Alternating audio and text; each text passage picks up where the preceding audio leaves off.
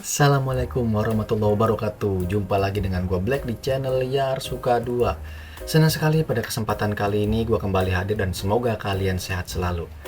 Kali ini gue masih mau bahas mengenai reptil-reptil lagi nih. Tapi bukan Godzilla yang kemarin. Jadi kali ini gue mau bahas tentang nama reptil yang ada naganya sih kalau di bahasa Indonesiain. Dan juga ada kata jenggotnya segala. Nah ya, dia adalah bearded dragon, salah satu kadal atau reptil yang bernama Latin Pogona. Dan konon di negara-negara Eropa sana ini jadi peliharaan terfavorit nomor 3. Wah, setelah anjing dan kucing. Hebat juga nih. Di sini juga lagi booming sih di Indonesia ya. Nah, gue mau bahas di sini asal muasal dari si bearded dragon ini. Kebelibet ya ngomongnya. Dan juga aman apa enggak sih dipelihara oleh pemula? Dan juga apakah ribet atau enggak ya cara pemeliharaannya? Langsung aja kita simak dah. Tapi tunggu dulu. Sebelum kita simak, jangan lupa bila kalian suka dengan video gua, silakan di like, di share, komen, dan di subscribe karena semua itu gratis, oke? Jadi jangan pakai lama, langsung aja kita simak penjelasannya. Ini dia. Nah, jadi si bearded dragon ini adalah kadal yang berasal dari wilayah Australia atau benua Australia. Di alam liarnya, mereka itu lebih suka berkeliaran di padang pasir, hutan, dan juga daerah sabana. Tapi mungkin hutan juga bukan hutan yang hijau juga ya, karena daerah sana tuh daerah gurun kan.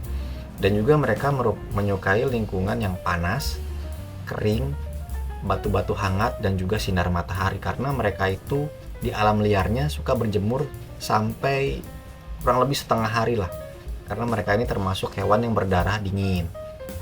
Nah, hewan eksotis ini tuh banyak menjadi hewan peliharaan karena konon mereka mudah dirawat dan memiliki kepribadian yang sangat ramah.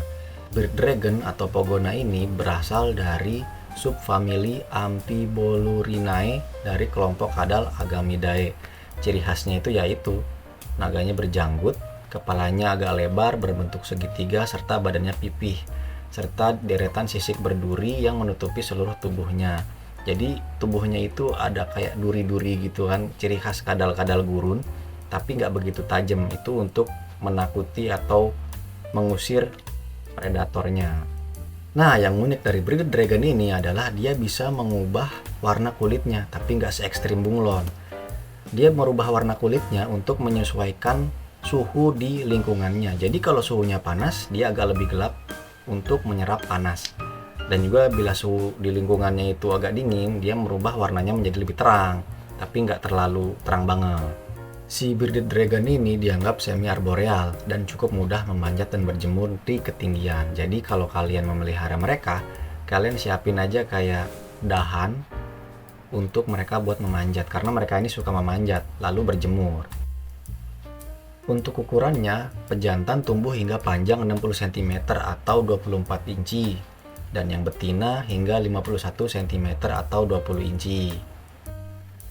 Untuk treatment dan cara pemeliharaannya, hewan ini perlu dijemur pagi hingga siang hari untuk bisa memproses pencernaannya agar lebih baik. Hewan ini juga hewan berdarah dingin, karena itu dia membutuhkan sinar matahari untuk berjemur dan menjaga metabolisme tubuhnya guys. Jadi agak butuh treatment khusus ya, karena di alam liarnya pun dia ini senang berjemur. Kalau untuk bahaya atau enggak, bearded dragon ini kan kadal gurun ya. Jadi dia itu suatu kadal gurun yang jinak dan sangat ramah untuk dipelihara. Tetapi untuk pemula nggak gua saranin. Karena kenapa? Karena cara pemeliharaannya itu cukup butuh perhatian lebih sih. Kayak dari pakannya, kandangnya, hewan ini kan butuh suhu panas yang tinggi ya.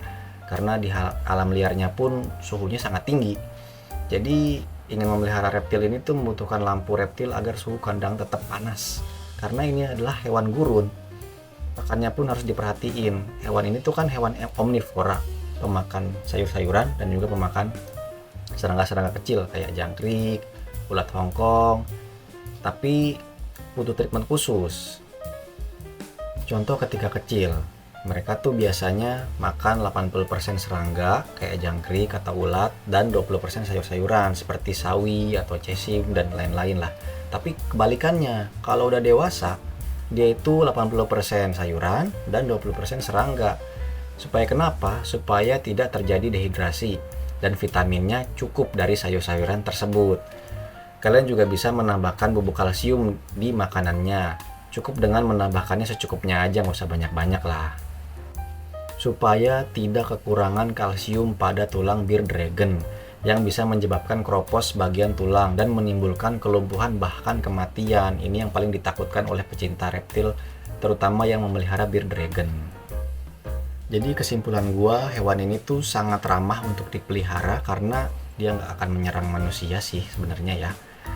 Dan juga cukup gampang juga makanannya karena hanya dikasih sayur-sayuran dan juga jangkrik dan juga kalsium, tetapi butuh treatment yang khusus dari kandangnya, suhu kandangnya, dan juga kita makannya harus ngasih kalsium supaya tidak kekurangan kalsium dan juga osteoporosis lah lalu dia mati.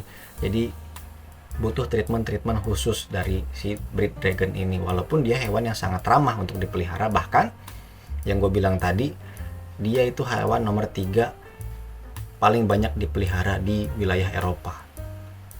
Jadi bagaimana buat kalian para pemula, masih tertarik untuk memelihara bearded dragon?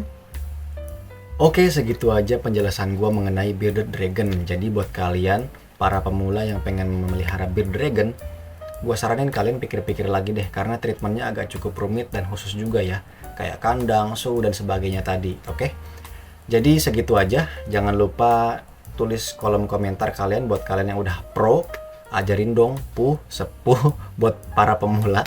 Jadi bisa sharing-sharing di kolom komentar, oke? Jadi terima kasih banyak buat yang udah nonton video gue dari awal sampai akhir. Gue ucapin banyak-banyak terima kasih.